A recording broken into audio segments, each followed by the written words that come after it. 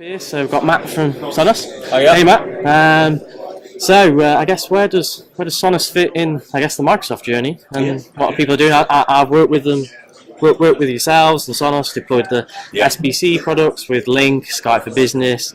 I guess people have got questions around Teams. I guess where we're at now. Yeah, where we're at now. Like you say, we've been on the journey with the Microsoft ecosystem for a number of years, from LCS all the way through, and there's been a lot of changes, a lot of evolutions. Sonus provide the solutions, both hardware and software platforms that help integrate the telephony pieces into Skype for Business on-premise, online, and now obviously Teams with the recent announcement at Ignite the other week. That's a core component for us as well.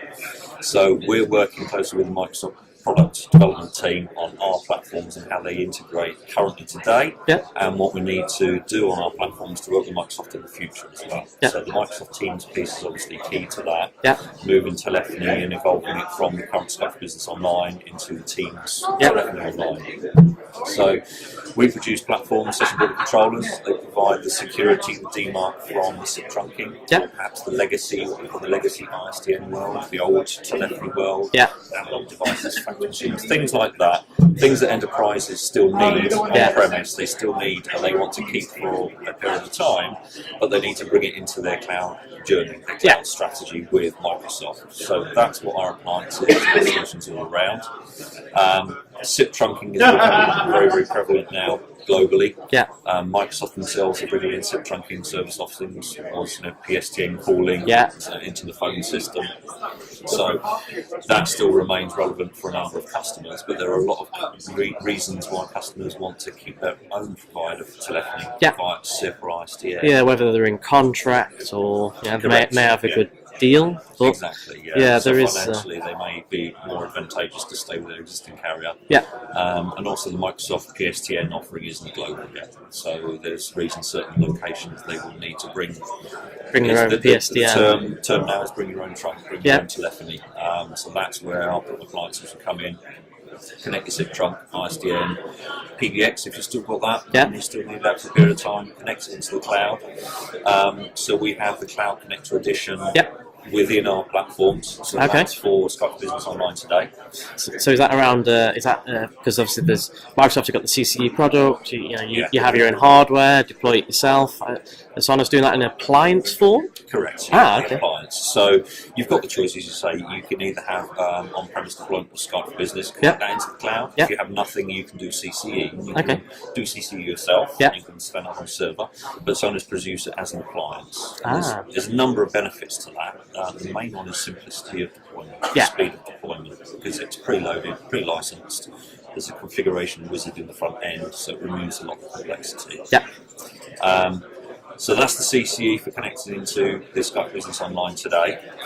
That's going to evolve over time into the Teams architecture.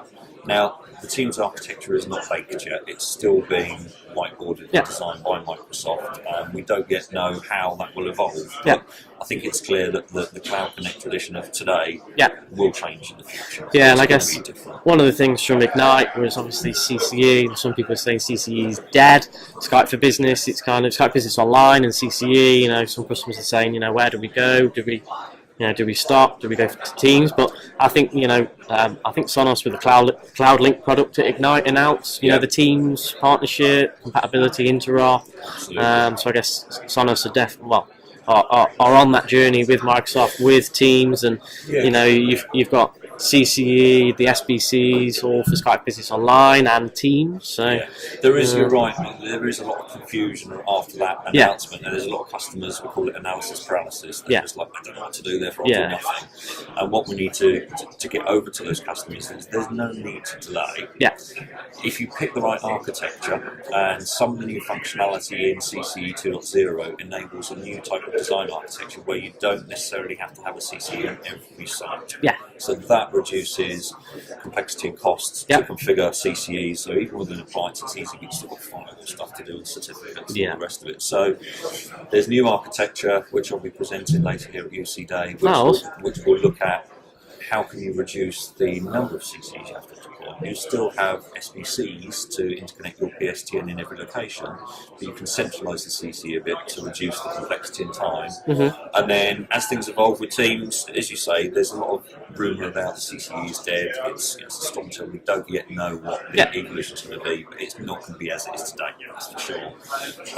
But by designing around that sort of what we call hub architecture, you're not going to over-invest in time and effort to do lots of CCEs. If that changes with Teams, then it will be a much simpler process to switch. Yeah, and I guess one question for me was where I guess CCE fits in, I guess, with the announcement Ignite around Teams, and is it the Cloud Link product? Yeah, so our platform is called the Cloud Link product with the CCE embedded.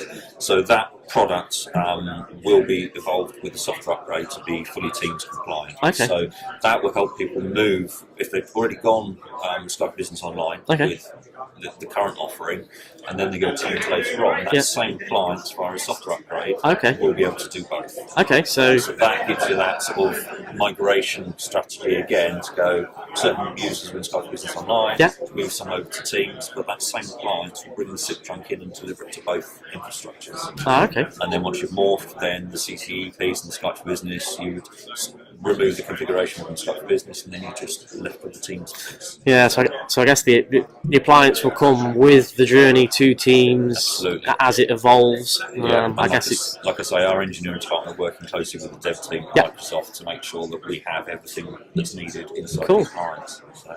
That's great. Cool. So where should anyone who's watching get more information about the team stuff, CloudLink, SBCs? Is it Sonus? Sonus.net, our website. Visit there. There's a whole section on Teams and the product evolution and everything else. And you can find the contact Sonus for one of your local reps there. Awesome. Reach out. Well, thanks so much. Answer questions. Cheers, Matt. Cheers. Thanks so much. Thank you.